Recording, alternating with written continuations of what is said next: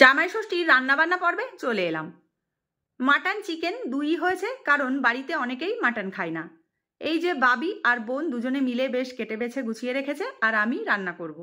ছোট পাপারা আজ বাড়িতে নেই, কারণ ওরা মামা বাড়িতে গেছে। এই যে বাড়ির আর এক জামাই মেয়ে চলে এসছে। বোন আগেই মাছ ভেজে রেখেছিল, তো আমি মাছের ঝোলটা আলু দিয়ে করে নিলাম। এই দেখো রেডি করে নিয়েছি। চিকেনটা বোন করতে চাইছিল, বললাম আমাকে দে, আমিই করে নিই। এরপর ফ্রাইড রাইস পাশেই করে নিলাম, আর এই যে সাথে দেখো চিকেন। বোনের ছেলেটা আবার চিকেনের সাথে ফ্রাইড রাইস ছাড়া খাবে না।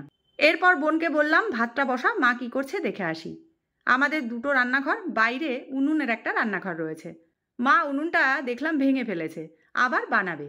ও ঘরে একটা সিঙ্গেল গ্যাস ওভেন রয়েছে, তো মাটনটা ওখানেই রান্না করে নিল। বিচ্ছিরি গরম ছিল, তাই হালকা তেল মশলাই করতে বলেছিলাম। এখানে এই যে খাচ্ছে সব, আর গরমে তো খেয়ে ধেয়ে শান্তি নেই। ছোট বাবা মামাবাড়ি ছিল, একটু আমাদের সাথে দেখা করতে এসেছিল। ওকে নিয়ে বেশ কিছুক্ষণ ভালো টাইম কাটলো।